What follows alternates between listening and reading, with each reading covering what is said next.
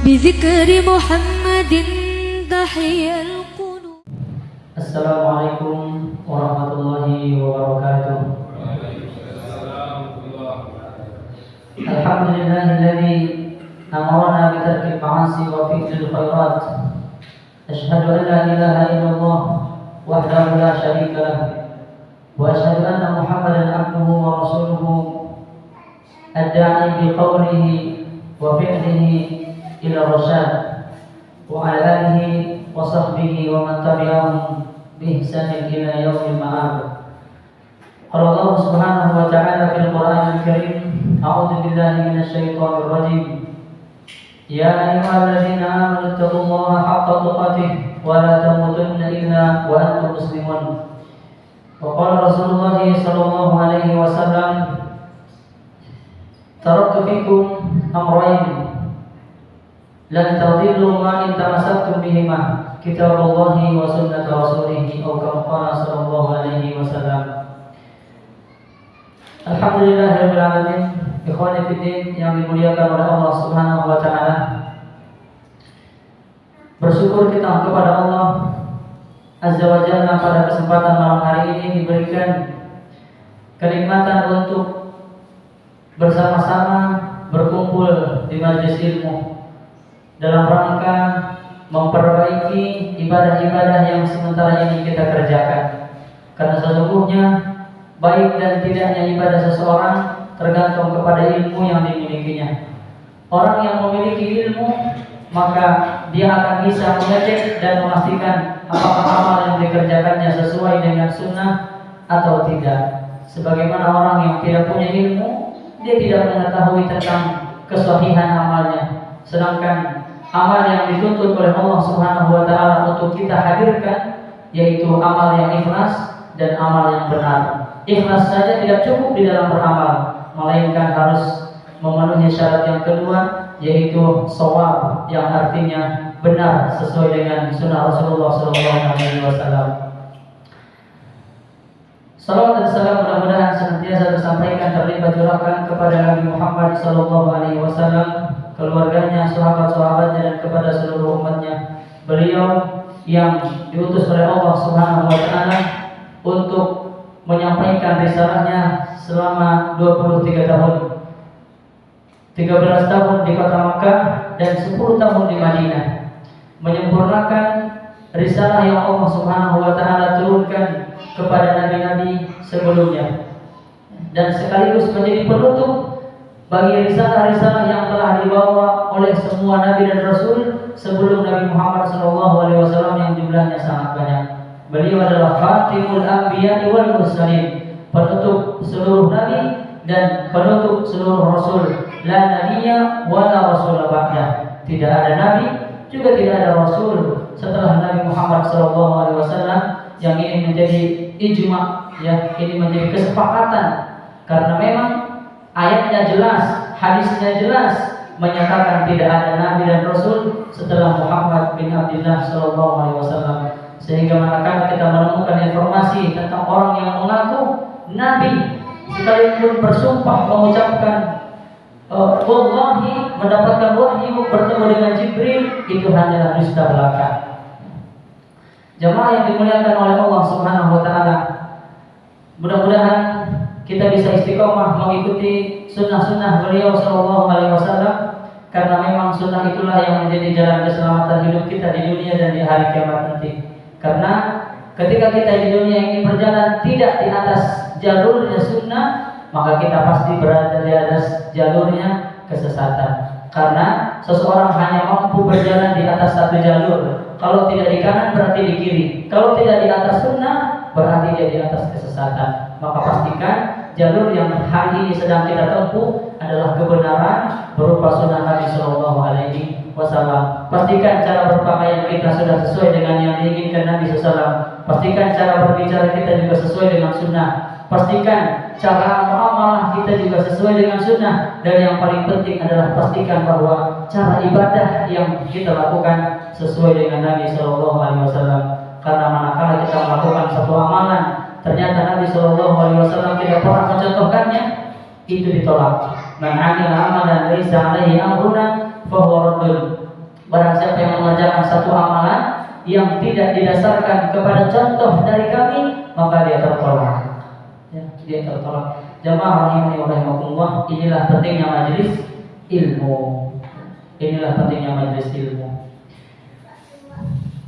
Sehingga tidak ada alasan bagi kita untuk tidak menyempatkan waktu bermajelis ilmu.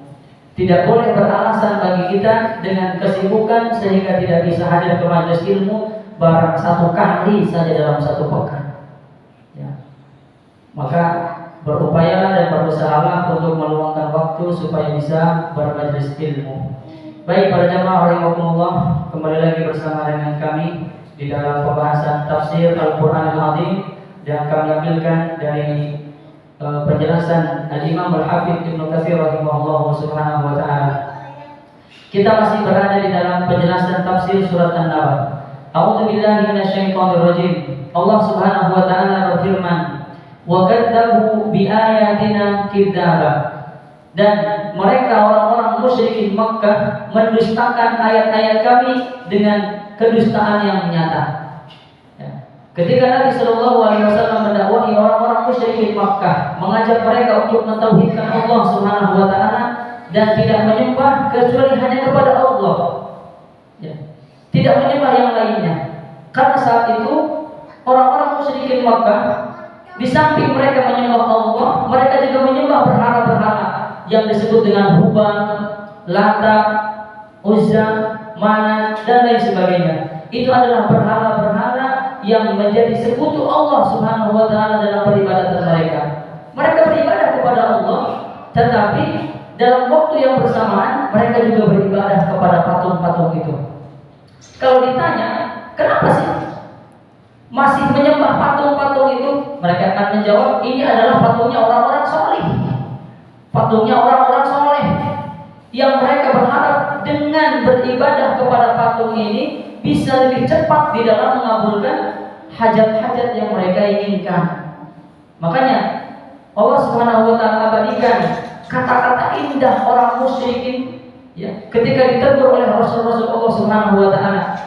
"Ma na'buduhum illa liyuqarribuna ila Allahi zulfa."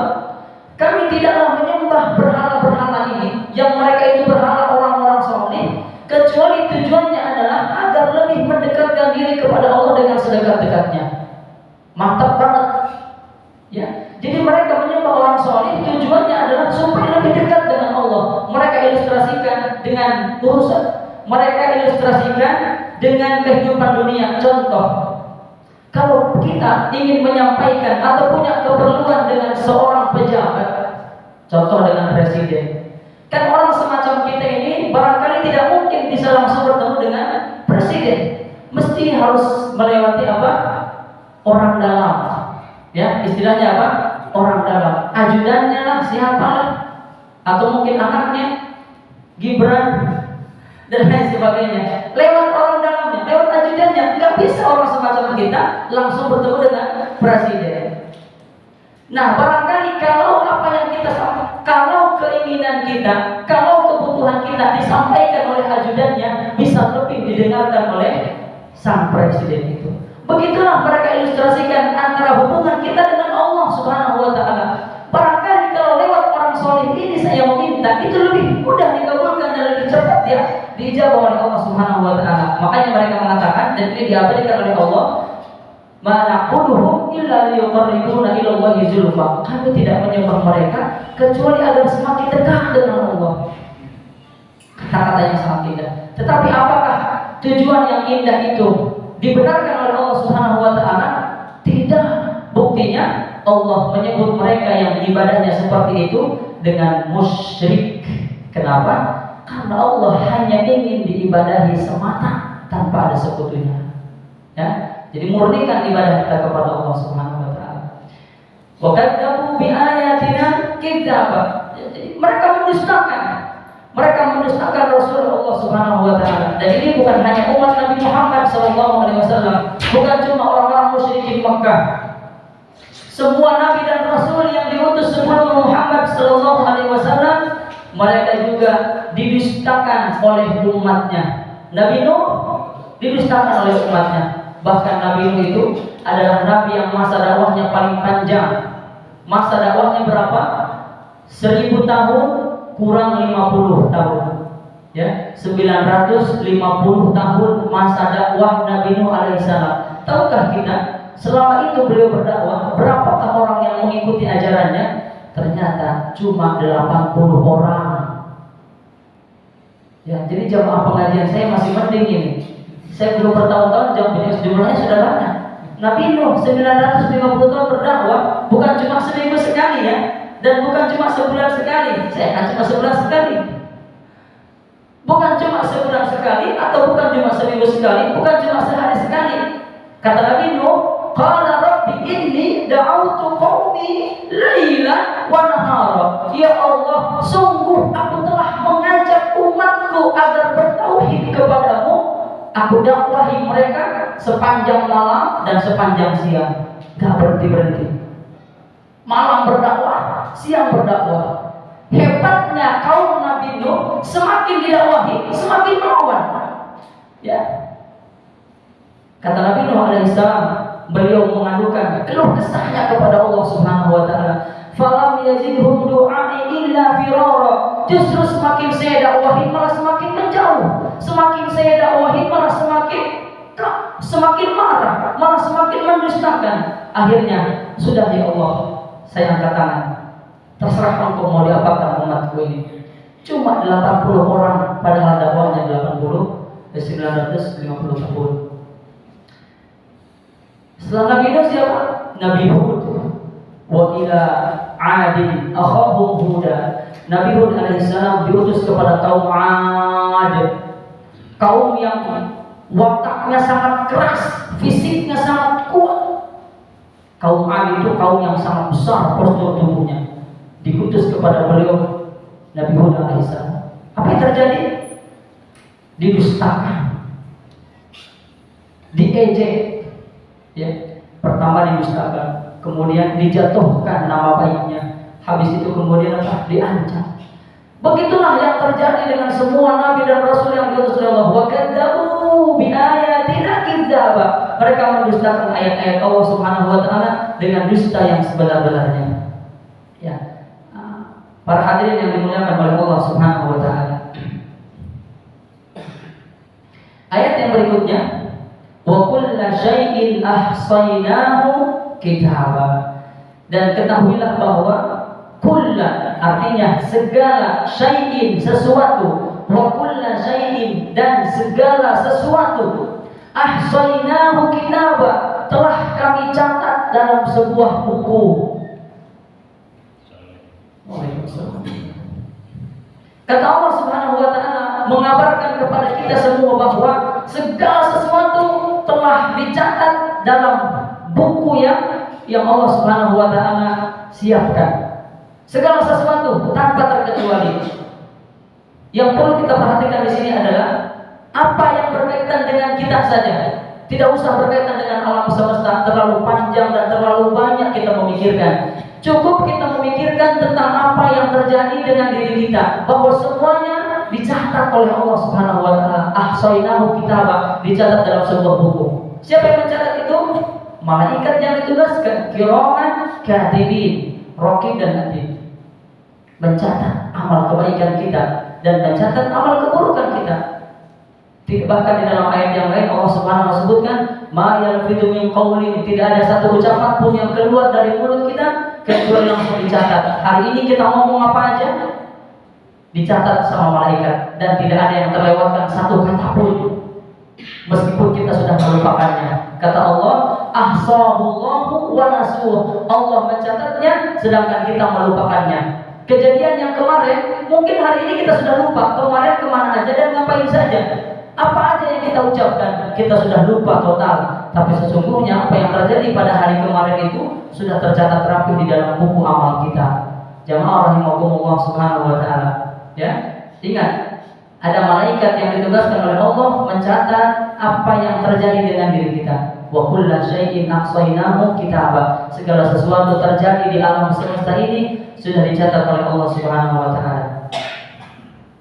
Ya. Bahkan bekas langkah kaki kita yang barangkali sudah terhapus oleh angin, tertutupi oleh debu dan terhapus oleh tanah, itu juga dicatat oleh Allah Subhanahu wa taala. Wa naktubu ma qaddamu wa atharahum, kata Allah di dalam surat Yasin. Dan kami menulis apa yang telah lalu dari kehidupan manusia, dan kami juga menghitung setiap langkah kaki yang diayunkan oleh mereka. Kemana aja kita melangkah, itu langkahnya dicatat oleh Allah. Antum berjalan ke masjid untuk menunaikan ibadah sholat jamaah, berjalan kaki misalkan karena jarak yang bisa ditempuh dengan perjalanan kaki, maka setiap langkahnya dicatat oleh Allah. Berapa langkah itu? Kita saja nggak pernah hitung, Allah punya catatannya. Pernah nggak hitung antum? Menghitung berapa langkah antum ke masjid? Kita mungkin tidak perhatian dengan berapa langkah kita itu berangkat ke masjid, tetapi dicetak itu semua oleh Allah Subhanahu wa taala.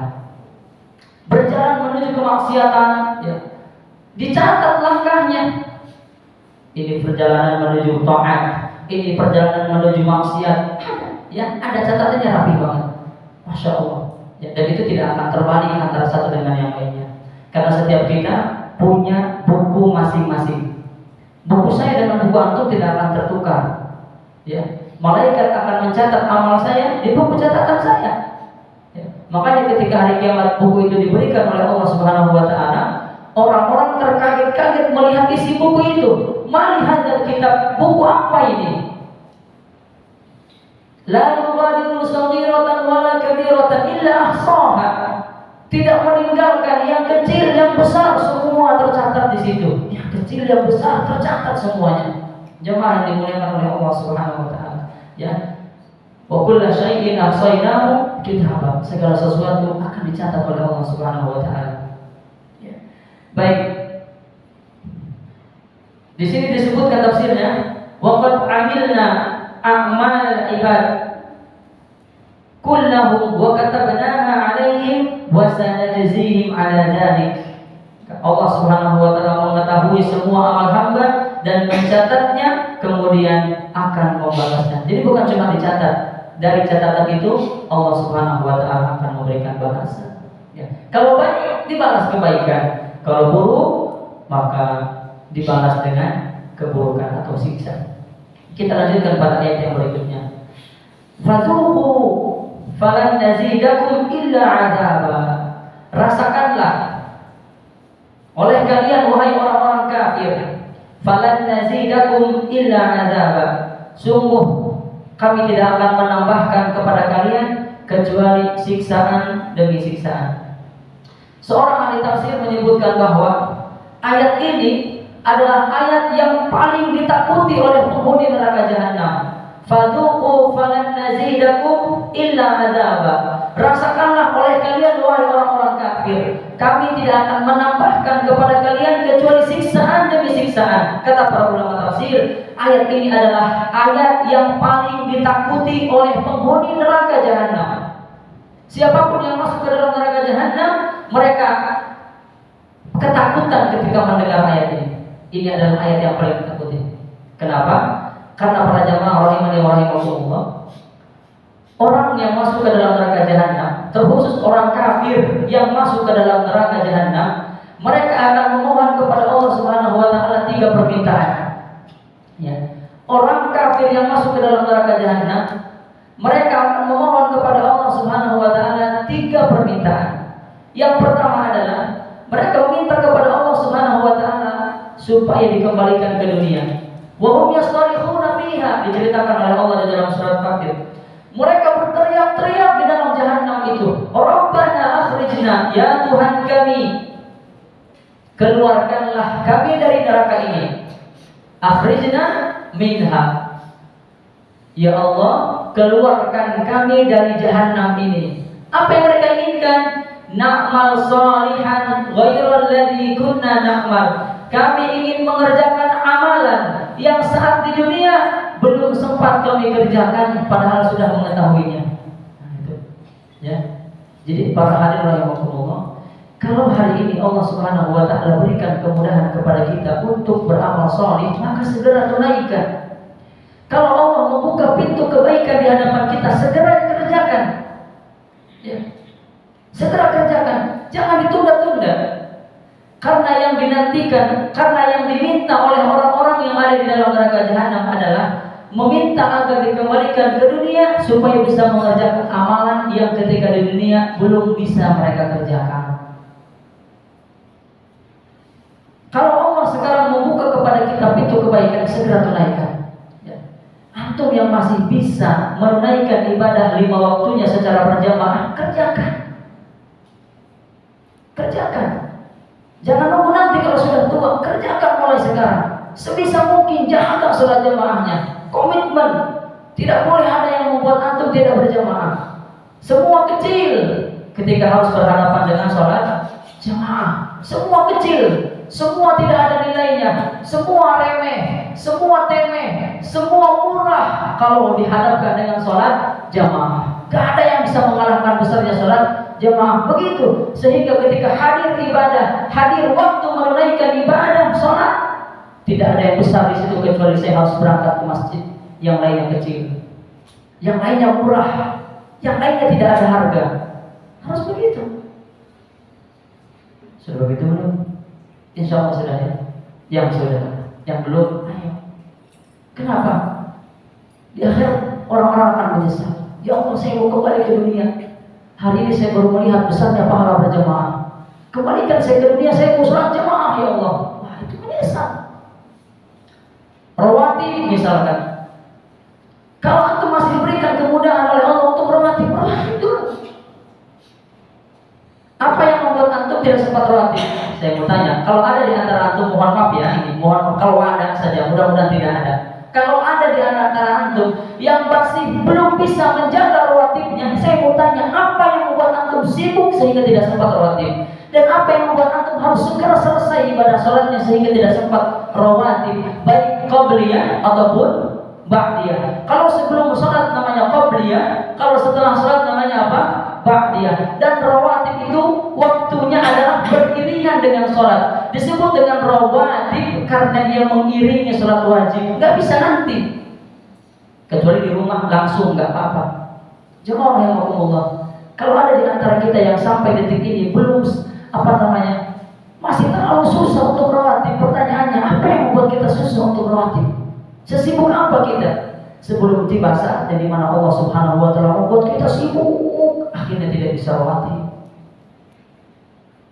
Untung kalau kesibukan itu adalah ibadah. Bagaimana kalau kesibukan itu adalah dunia?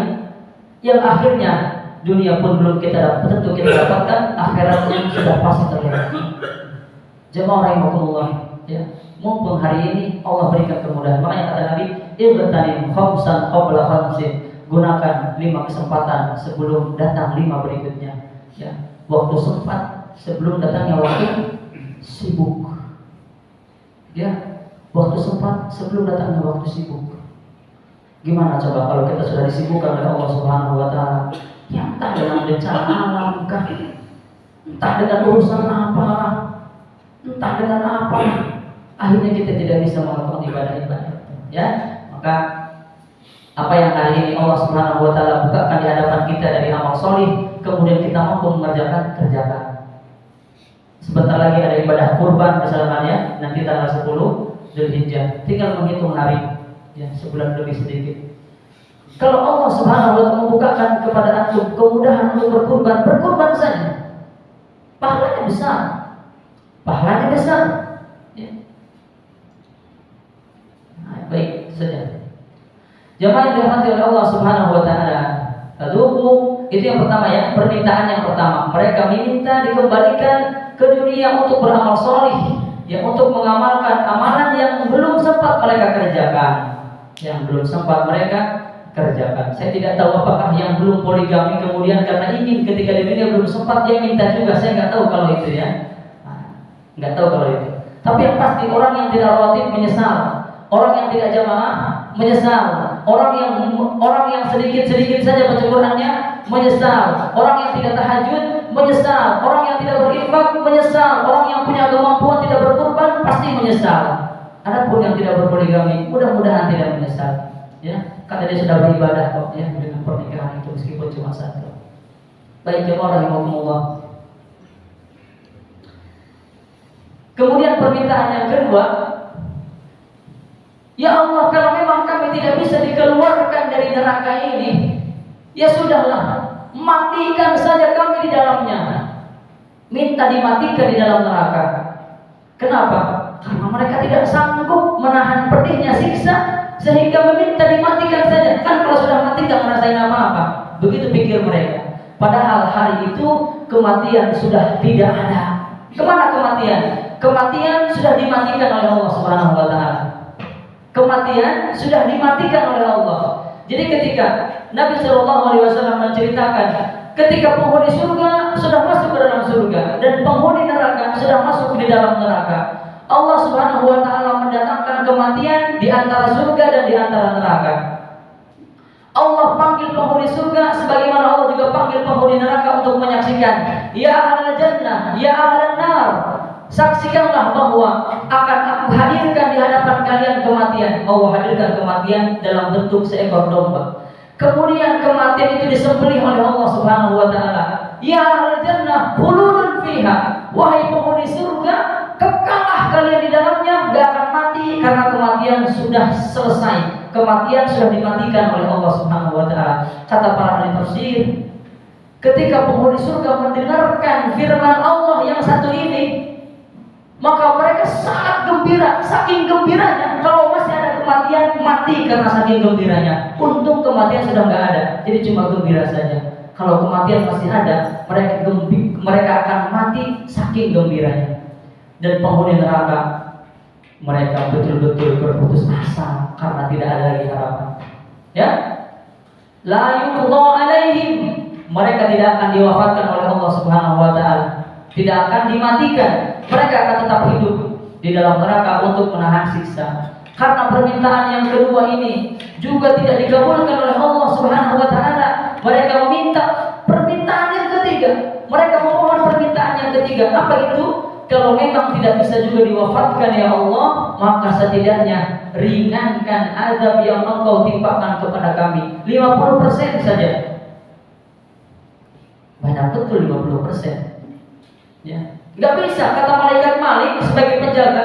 Kan mereka teriaknya kepada malaikat Malik, ya Malik, wahai malaikat Malik, penjaga neraka, ringankan azab kami 50% aja. Nggak bisa, kata malaikat Malik.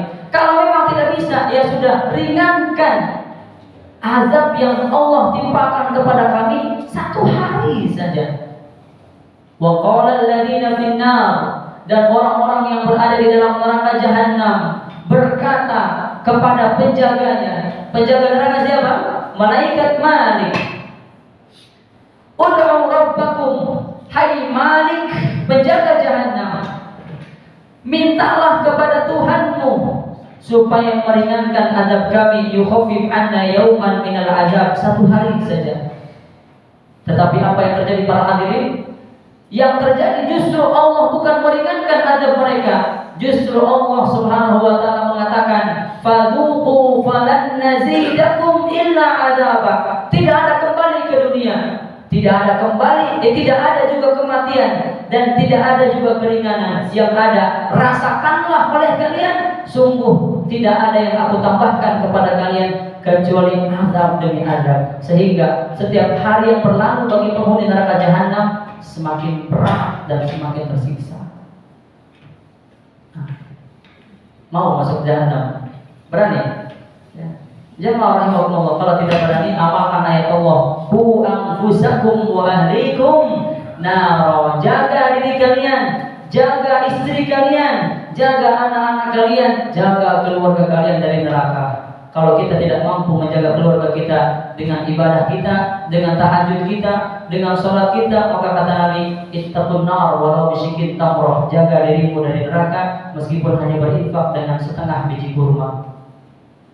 Jemaah rahimakumullah, jaga diri kita dari perihnya neraka jahanam. Baik, ikhwani fillah yang dimuliakan oleh Allah Subhanahu wa Ta'ala, fadzuqu falan nazidakum illa adzaba. Ini adalah ayat yang disampaikan oleh Allah Subhanahu wa Ta'ala kepada mereka yang masuk ke dalam jahanam. Baik. Ayat berikutnya Allah Subhanahu wa Ta'ala berfirman, ini paragraf yang terakhir dari surat An-Naba. Innalil muttaqina mafaza. Kalau tadi ya atau sebelumnya Allah Subhanahu wa taala bercerita tentang orang-orang kafir, sifat-sifat mereka dan balasan-balasan yang Allah timpakan kepada mereka, maka sekarang Allah berbicara tentang orang-orang yang bertakwa, orang-orang yang beriman. Ya. Nah, ini namanya munasabah di dalam ilmu tafsir. Pembahasan seperti ini disebut dengan munasabah. Kalau Allah berbicara tentang orang kafir, maka Allah nanti akan berbicara tentang orang mukmin. Allah berbicara tentang neraka, nanti Allah akan berbicara tentang surga dan amalan-amalan yang mengantarkan kepada keduanya. Baik, di sini kita akan mulai berbicara tentang paragraf berikutnya, yaitu Allah Subhanahu wa taala bercerita tentang orang-orang yang beriman. Allah berfirman, "Innal muttaqina mafaza." Sesungguhnya orang-orang yang bertakwa itu akan mendapatkan keberuntungan. Mafaza artinya kemenangan. Dari kata faza yafuzu fauzan. Orang-orang yang bertakwa itu mereka akan mendapatkan kemenangan dari Allah Subhanahu wa taala. Baik jemaah rahimahumullah, kita harus paham bahwa sesungguhnya ya, kemenangan yang hakiki itu bukan di dunia. Kemenangan yang hakiki bukan hari ini. Kita harus paham bahwa sesungguhnya kemenangan yang hakiki itu nanti di akhirat saat kita berada di dalam surga Allah. Makanya Allah Subhanahu wa taala berfirman menjelaskan tentang hakikat kesuksesan, hakikat kemenangan. Faman zuhziha 'anil nar wa udkhilal jannah faqad faz. Barang siapa yang dijauhkan dari neraka kemudian dimasukkan ke dalam surga, maka dialah orang yang benar-benar beruntung, orang-orang yang benar mendapatkan keselamatan. Apapun yang terjadi di dunia ini belum final.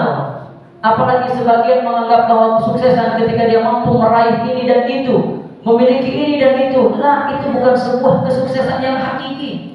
Ya. Apalagi yang sifatnya duniawi, itu terlalu remeh. Ya. Orang merasa sudah sukses dengan harta yang banyak, kemudian sudah tidak lagi mau jemaah, sudah tidak mau lagi ini, tidak mau lagi beramal. Tidak, kesuksesan sesungguhnya adalah di akhirat nanti. Maka apapun yang terjadi dengan nasib kehidupan di dunia ini, gak usah sedih, gak usah berkecil hati, gak usah minder. Toh semua sudah merupakan jatah yang Allah tentukan untuk kita. Ya. Apakah ketika kita miskin gara-gara kita bodoh? Atau ketika kita misalkan sepanjang hidup ekonominya begitu-begitu aja karena kita tidak belajar? Dan apakah orang yang kaya raya karena sekolahnya tinggi dan karena dia pintar hebat cari uang? Tidak. Orang yang miskin karena Allah menakdirkan dia miskin. Sebagaimana orang yang kaya, bukan dia hebat, Allah menakdirkan dia kaya. Bukankah ada orang yang belum bekerja, belum memegang dunia bisnis, bahkan belum bisa bicara, tapi langsung menjadi kaya raya? Siapa itu? Seorang keturunan bangsawan, baru lahir bapaknya meninggal, dapat warisan, kan kekayaan. Kenapa bisa begitu? Ya orang kaya karena Allah, orang miskin juga karena Allah. Maka apapun yang terjadi dengan nasib kehidupan dunia, gak usah sedih. Yang paling penting adalah hari ini di dunia kita berusaha berjalan di atas kebenaran supaya di hari kiamat nanti mendapatkan kemenangan yang hakiki. Dan kita juga gak usah iri dan gak usah gak usah iri dengan kemenangan yang diraih oleh orang-orang sampai membuat sakit hati, iri, dengki dan lain sebagainya. Ya, itu semua bukan akhir daripada kesuksesan yang sesungguhnya. Kesuksesan yang sesungguhnya adalah saat kita masuk ke dalam surga Allah Subhanahu wa taala. Itulah baru namanya sukses. Orang yang di dunia kaya belum tentu di akhirat masuk surga. Sebagaimana orang yang ketika di dunia miskin tidak harus masuk neraka. Itu tidak menjadi penjamin. Ya. Tidak orang kaya tidak selalunya masuk surga. Ya. Bukan karena kekayaan dia harus masuk surga, yang jabatan tinggi pasti masuk surga, sebagaimana yang miskin, yang melarat pasti masuk neraka. Tidak. Ukuran masuk surga itu adalah ketakwaan kita kepada Allah Subhanahu wa taala. Maka yang penting di dunia ini, yang penting bertakwa. Enggak apa-apa miskin, yang penting bertakwa. Enggak apa-apa tidak pintar-pintar banget kayak orang, yang penting bertakwa. Enggak apa-apa kita menjadi rakyat biasa, bahkan tidak dikenal oleh orang, tidak dipandang oleh orang, saking rendahnya saking rendahnya status sosial kita, enggak apa-apa. Yang penting bertakwa. Karena pandangan manusia itu benar-benar bertolak belakang dengan pandangan Allah. Cara pandang manusia itu berbeda 180 derajat dengan cara pandang Allah Subhanahu wa taala. apalagi manusia-manusia akhir zaman seperti kita, memandang kemuliaan, memandang kebaikan, sudah tidak lagi menggunakan barometer Al-Quran dan Sunnah. Ya. Siapa yang dikayakan berarti dia sedang dimuliakan. Siapa yang dimiskinkan berarti sedang disempit. Berarti sedang apa? Disusahkan oleh Allah Subhanahu wa taala, dimurkai oleh Allah. Tidak seperti itu. Karena tidak seperti itu. Jamaah rahimani wa rahimakumullah. Ya, maka apapun yang terjadi dengan kita, yang penting bertakwa. Ya. Bertakwa itu apa? Ya tadi, enggak apa-apa miskin, yang penting sholatnya jamaah. Enggak apa-apa miskin, yang penting kita jaga rawatibnya. Enggak apa-apa sederhana, tapi tahajudnya jalan, puasa sunnahnya kita istiqomah, baca Al-Qur'annya tidak pernah lepas. Nah itu yang paling penting seperti itu. Yang paling penting seperti itu. Nah jangan sampai sudahlah tidak punya apa-apa, tidak bertakwa lagi. Nah ini ruginya luar biasa ya. Sudahlah tidak punya apa-apa, sudahlah sederhana, ekonominya susah, ditakdirkan oleh Allah menjadi orang miskin. Ketakwaannya juga tidak ada kelebihannya. Ya ini namanya rugi dunia dan akhirat. Tanya seorang pepatah mengatakan, ya kalau engkau, mohon maaf, pepatah mengatakan, kalau engkau tidak diberikan oleh Allah wajah yang tampan, yang terlihat indah oleh orang, maka berusahalah untuk memperindah diri dengan akhlak yang baik. Karena kalau tidak akan terkumpul pada dirimu dua kejelekan, jelek wajah sama jelek akhlak. Nah, begitu. Kalau kita tidak diberikan kenikmatan dunia oleh Allah Subhanahu wa taala, enggak apa-apa. Kita hiasi kehidupan kita dengan kemuliaan akhirat. Ya. Seperti itu jamaah. Sudahlah kaya, ke masjidnya nomor 1, shopnya nomor 1, tidak pernah tinggal rawatibnya, tahajudnya luar biasa, subuh datang pertama, infaknya banyak. Ini yang luar biasa. Ini yang luar biasa. Baik, jamaah rahimakumullah ya. Hanya orang-orang bertakwa lah yang akan mendapatkan kemenangan. Hanya orang-orang bertakwa lah yang akan mendapatkan kemenangan. Dan ingat sekali lagi, kemenangan di sini adalah kemenangan di akhirat, bukan di dunia. Kalau kemenangan di dunia itu tidak menjadi ukuran, ya. Dan banyak orang-orang bertakwa ya, yang diuji oleh Allah Subhanahu wa taala dengan berbagai macam kesusahan dan kepayahan di dunia ini. Banyak orang-orang yang bertakwa yang di dalam kehidupan dunia ini yang terkesan kalah dalam berbagai macam urusan, kalah dalam jabatan, kalah dalam kekayaan, ya. Tetapi begitulah Allah Subhanahu wa taala memberikan kemenangan bukan di dunia. Dan seperti itu. Seperti Uwais Al-Qarni ya, yang sudah sering kami sampaikan bahwa beliau orang yang tidak berlebih, orang yang miskin itu keterlaluan. Orang yang status sosialnya juga sama sekali tidak dikenal. Bahkan tetangganya itu kenal karena terpaksa. Kalau bisa nggak mau kenal dengan Uwais Al-Qarni karena saking tidak bergunanya dia. Tetapi siapa sangka orang yang tidak punya apa-apa dan bukan siapa-siapa ternyata di hadapan Allah Subhanahu wa taala, dan bagi seluruh penghuni langit adalah orang yang namanya dinantikan kedatangannya, Uwais Al-Qarni. Ya, jemaah rahimakumullah, begitulah yang harus kita cari dalam kehidupan ini, kemuliaan akhirat bukan dengan kemuliaan dunia. Maka jadilah manusia-manusia bertakwa. Kalau antum menjadi seorang ayah, jadilah ayah yang bertakwa untuk anak-anaknya. Kalau menjadi seorang suami, jadilah suami yang bertakwa untuk istrinya. Kalau menjadi seorang anak, jadilah anak yang bertakwa berbakti kepada orang tuanya. Kalau menjadi tetangga, jadilah tetangga yang bertakwa kepada Allah Subhanahu wa taala. Kan keren. Ya. Nah, insyaallah ya. Orang yang bertakwa akan diberikan kemudahan oleh Allah Subhanahu wa taala. Baik. Innalil muttaqina mafaza. Sesungguhnya orang-orang yang bertakwa itu mendapatkan kemenangan.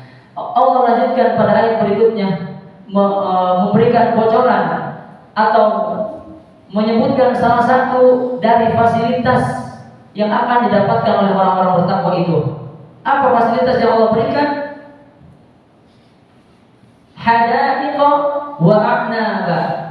Allah akan berikan kepada mereka di dalam surga taman-taman dan buah-buahan. A'nab jamak dari inab. Inab artinya anggur. Inabun anggur. Hadaib jamak dari hadiqah, artinya taman-taman. Allah akan hadiahkan kepada mereka taman-taman surga yang indah, dan Allah akan berikan kepada mereka anggur-anggur yang segar. Ini salah satu dari secuil kenikmatan surga.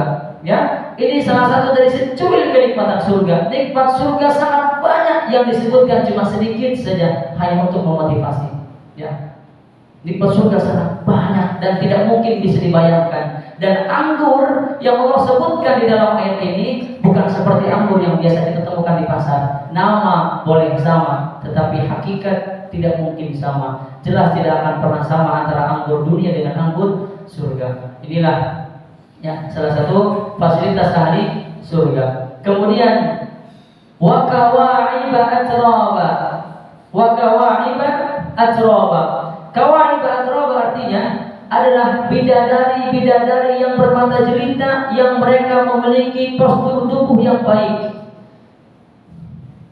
Para ulama menyebutkan kawaib itu kawaib itu dari jamak kabul. Kawaib itu mata kaki. Nah, antum punya mata kaki, ya. Nah, mata kaki itu desep, lurus apa benjol? Benjol ya. Itu mata kaki. Mohon maaf. Kawaib di sini sebenarnya adalah ungkapan Allah sedang mensifati indahnya bidadari surga. Mohon maaf ya, ini bukan jorok, bukan porno, bukan apa namanya. Ini adalah tafsir ya. Jadi maksudnya adalah orang bertakwa mereka akan masuk surga mendapatkan taman-taman indah dan buah-buah anggur yang sangat segar. Di samping itu pula Allah akan hadiahkan kepada mereka bidadari-bidadari yang fisiknya indah. Jangan disebutkan ya, takutnya antum gak enak makan nanti, kan bahaya. Bidadari yang fisiknya indah, ya, yang fisiknya indah, itu pokoknya indah lah fisiknya. Dan Nabi SAW pernah mensifati indahnya fisik bidadari, ya. Jadi bidadari itu kata Nabi SAW betisnya saking putihnya itu terlihat sumsumnya.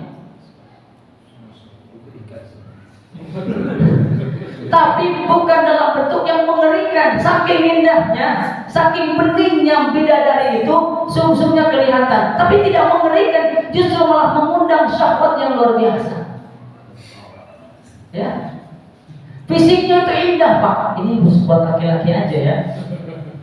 Jadi seksi betul bidadari itu. Ya.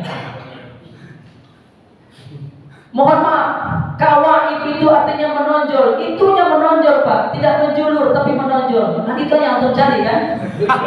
Jangan laju, jujur saja.